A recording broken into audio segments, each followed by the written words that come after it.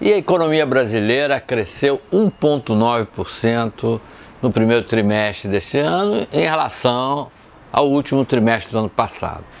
Resultado fantástico, porque praticamente o maior, se considerar só o primeiro trimestre, é o maior crescimento que a economia teve desde 2013.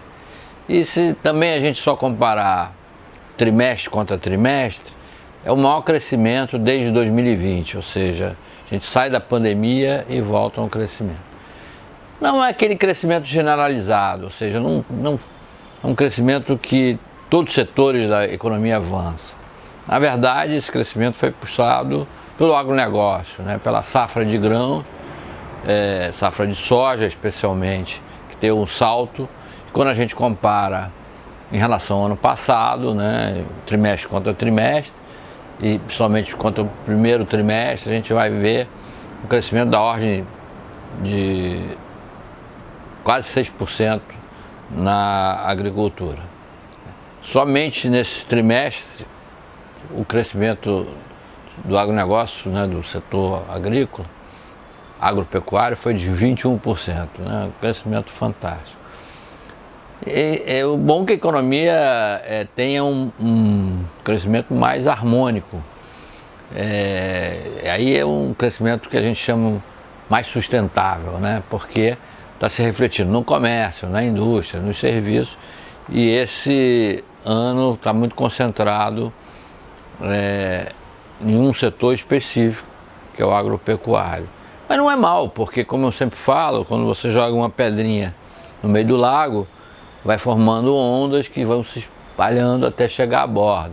Então, outros setores da economia provavelmente vão reagir ou vão ter uma repercussão positiva em face desse crescimento que ocorreu na safra de grãos.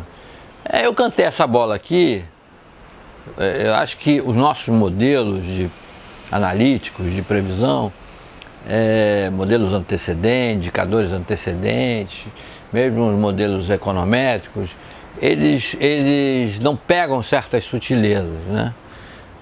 Tava na cara que a gente ia ter um crescimento maior do que o projetado em função de alguns dados. Por exemplo, os embarques de grãos, até de trigo, cresceram enormemente nesses últimos meses.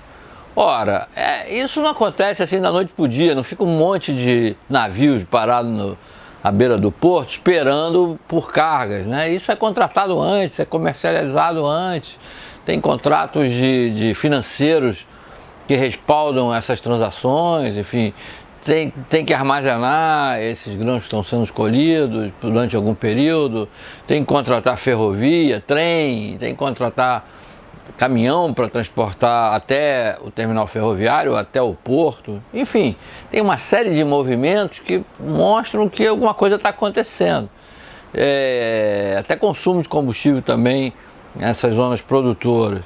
Ora, se isso estava acontecendo lá, a gente tinha que pegar, né, captar esses dados e ver que o crescimento esperado para o setor agropecuário no primeiro trimestre seria muito maior do que aquele projetado pelos modelos econométricos. Até o IBGE também, que estava estimando um crescimento antes, né, da safra agrícola, ele subestimou esse número. Ora, eu continuo apostando que a economia brasileira cresce mais de 2% esse ano, não só por efeito estatístico, mas por esse efeito que o setor agropecuário vai ter sobre os outros no decorrer do ano. Vai gerar renda, essa renda vai significar mais contribuições de impostos, enfim, mais salários que foram pagos até, mais lucros que foram arrecadados, enfim. Isso vai virar ou investimento ou consumo. Alguma coisa vai ser feita com esse dinheiro, mesmo que parte da receita em dólares fique lá fora. Isso vai gerar algum efeito positivo para a economia brasileira. Nada espetacular, não vamos crescer 5%, 6%, mas é possível que a gente cresça mais de 2%, quem sabe até 3% ao longo do ano. O consumo das famílias não teve uma expansão espetacular, porque a taxa de juros também está segurando, né? O crédito é fundamental no consumo, não tivemos também aumento do consumo da área governamental, do setor público, e o investimento declinou um pouquinho. Bom, aí é a metodologia de se calcular a formação bruta de capital fixo no Brasil e também em quase todos os países do mundo. O setor de construção civil tem um peso considerável no cálculo da taxa de investimento de uma economia, né? E muita gente discorda disso porque acha que uma casa não produz outra casa, né? Ela não vira uma segunda casa, uma terceira. Ela construiu uma casa e vai ficar ali e parou. E o conceito de investimento é que você aumenta a sua capacidade de produção. Você compra uma máquina, ela vai produzir mais. Você adota uma nova tecnologia, ela vai produzir mais. Você aumenta a sua área de plantio, vai produzir mais. E assim por diante. Esse é o conceito assim, mais convencional do que seria o investimento. Mas mesmo assim, o setor de construção civil, a construção civil em si, ela faz parte desse cálculo. E agora, no primeiro trimestre, já vem se refletindo, tem uma certa desaceleração do setor. Primeiro porque a taxa de juros, toda vez que a taxa de juros sobe, o número de pessoas que podem pegar financiamento para comprar uma casa diminui. Pelas regras do próprio sistema financeiro, você não pode comprometer mais que determinado percentual da sua renda familiar, né? E se o juro sobe, esse percentual passa a representar mais do seu orçamento e você não consegue pegar o crédito. Então o número de compradores potencialmente diminui. Toda vez que a taxa de juros cai, o efeito é o inverso, né? Aumenta o número de potenciais compradores porque eles podem pegar financiamento. Então é natural que haja uma acomodação. Também a gente teve, aí, já no final da pandemia, uma certa reativação do setor, né, de construções. Então há nesse momento uma certa oferta excedente de imóveis, seja para locação, seja para venda, seja para uso comercial, especialmente na área comercial. A gente tem hoje uma super oferta em todas as cidades brasileiras praticamente, né? Não tem cidade no Brasil que hoje não esteja lojas vazias, enfim, os shopping centers não totalmente ocupados. Então é natural que haja alguma acomodação no setor de construção civil até que a taxa de juros volte a cair, enfim, e aí a taxa de investimento sobe. Então não tivemos, fora do setor agropecuário, muitos vetores de crescimento, muitas alavancas de crescimento.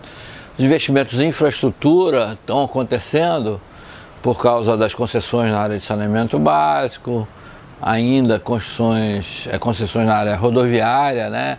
Ferroviária, a gente está vendo aí que também estão começando, então a tendência é que outros setores reajam nos próximos meses e no próximo ano. Isso já se refletiu até no mercado financeiro, o real se valorizou, as bolsas subiram, enfim, é uma reação assim inicial, mas dado também que o governo conseguiu aprovar na Câmara dos Deputados, o arcabouço fiscal que saiu melhor do que aquele projeto inicial do governo. Tem algumas travas ali que vão impedir que haja uma expansão muito grande das despesas, que elas saiam meio fora de controle, pressionem a dívida pública. Enfim. Então, os dados estão aí, 1,9% de crescimento do PIB no primeiro trimestre, é um dado para a gente comemorar. Talvez isso não consiga se repetir nos próximos trimestres, mas o que a gente sente é que a taxa de desemprego está caindo, né? Esse é um bom sinal. Muita gente até está deixando de procurar emprego, isso também se reflete no cálculo dessa taxa, mas os números do CAGED que registram empregos formais mostram que continua a haver contratações mais que demissões. Isso é o que importa para melhorar as condições sociais do Brasil. Então, 1,9% de crescimento do PIB no primeiro trimestre já é um bom começo.